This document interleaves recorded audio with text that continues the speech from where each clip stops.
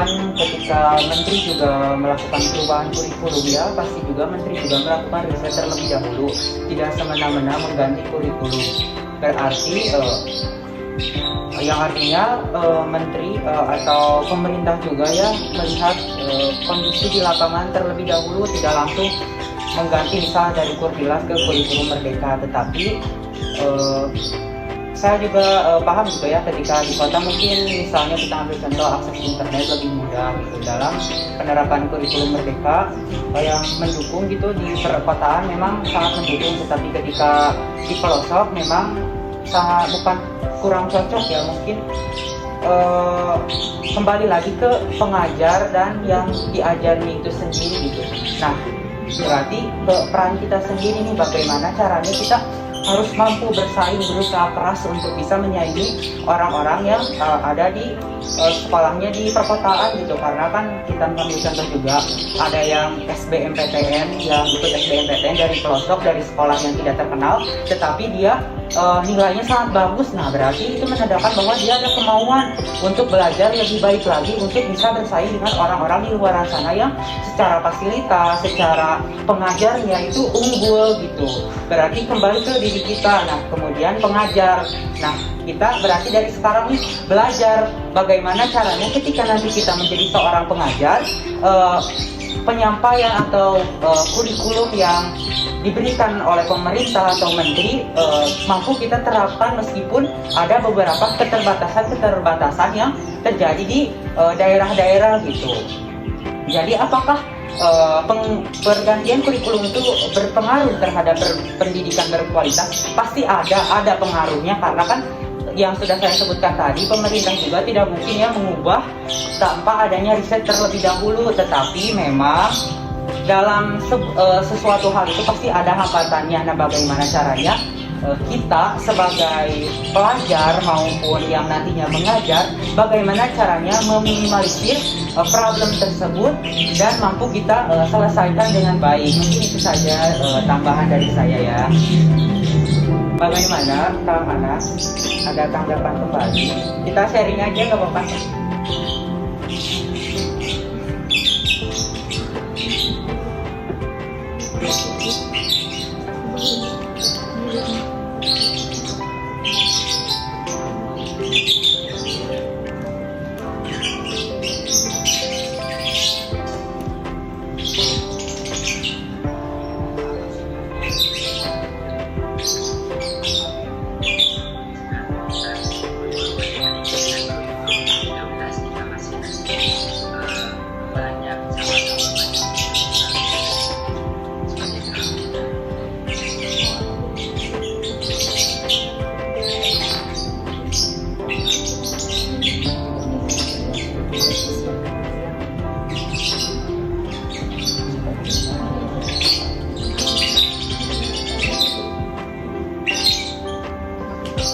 Boleh apa yang ditambahkan sama Teh Agil?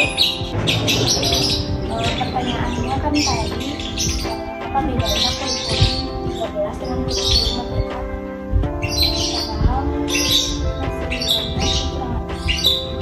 Padahal sebenarnya itu balik ke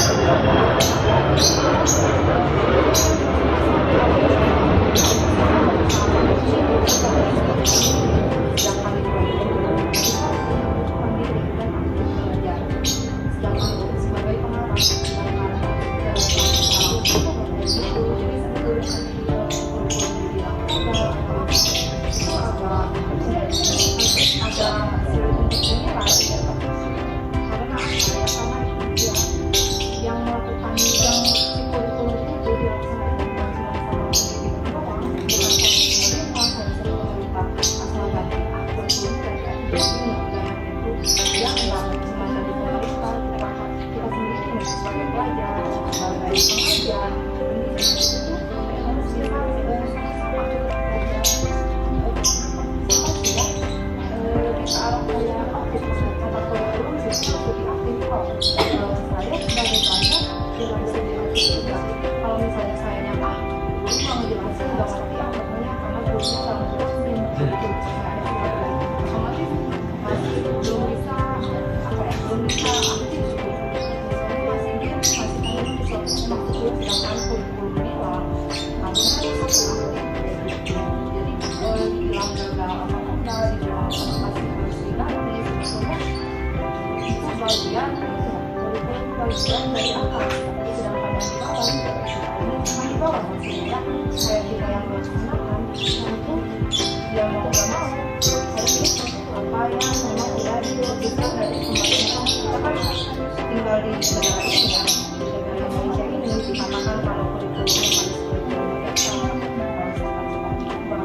Ya barangkali seperti yang dikatakan tadi, pemerintah juga nggak akan asal menerapkan kurikulum. Mungkin mengingat kita itu sekarang teknologi lagi booming-boomingnya, jadi mau nggak mau kita harus bisa menyesuaikan sendiri perubahan itu. Ya kita itu kan sudah sebetulnya kita sudah lah ya ngomongin generasi kita udah ketinggalan, orang lain itu udah poin-poin zero, sedangkan kita masih mentok poin-poin zero dan masih belum bisa dioptimalkan teknologi kayak gitu. Jadi adanya si kurikulum ini barangkali ke arah sana kita mengejar dunia semakin maju, kita jangan mau dunia makin Bagaimana tentang anak sudah jelas juga. Terima kasih atas pertanyaan dan tanggapannya ya, bagus karena kan salah satu dari profil pendidikan Pancasila sendiri yaitu berpikir kritis. Jadi Kang Anas ini sudah memiliki satu profil Pancasila yaitu berpikir kritis. Nah, sudah berpikir kritis, mandiri, nanti kita kreatif, akhlaknya diperbaiki kan, tidak hanya ilmu ya yang kita pelajari, tetapi akhlak, adab dalam sebagai pelajar gitu ya, sebagai kami juga sama sebagai mahasiswa, bagaimana caranya kita tuh jangan hanya ilmunya saja, ilmu yang sifatnya akademik di perkuliahan atau di sekolah saja, tetapi akhlak kita juga akhlak yang baik gitu, beradab. Baik, apakah ada yang ingin bertanya kembali atau sharing? Ayo jangan malu-malu, kita saling bertukar pikiran, saling bertukar pandangan, saling beradu argumen. Silakan raise hand terlebih dahulu. Boleh mungkin tadi ada yang kurang jelas atau mungkin masih kurang paham apa itu pendidikan berkualitas, bagaimana cara untuk mencapai pendidikan berkualitas itu, boleh sok. Jangan malu-malu, ayo. Boleh, ada yang mau bertanya, siapa barusan? Teh Nurul Jana. Oke, mangga.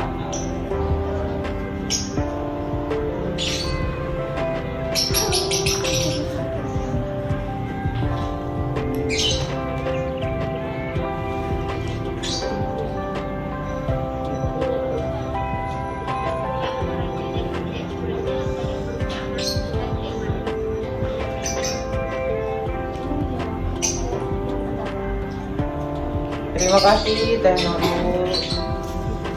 Mangga yang lain, karena kan definisi pendidikan berkualitas itu luas ya teman-teman. Kita juga bisa mendefinisikan atau mengartikan, membuat sebuah pendapat gitu tentang pendidikan berkualitas itu seperti apa. Boleh tadi dari Teh Nurul Jana. Sekarang siapa yang mau berpendapat sebetulnya pendidikan berkualitas itu apa? Atau mungkin ada gak sih problem di sekolah kalian itu yang menghambat gitu ke pendidikan itu sulit untuk meningkat gitu? Boleh mungkin nanti kita sharingnya bagaimana cara mengatasi problem tersebut. Boleh itu Teh Cantika mungkin mau bertanya atau mungkin malu pengen ngetik juga boleh Teh.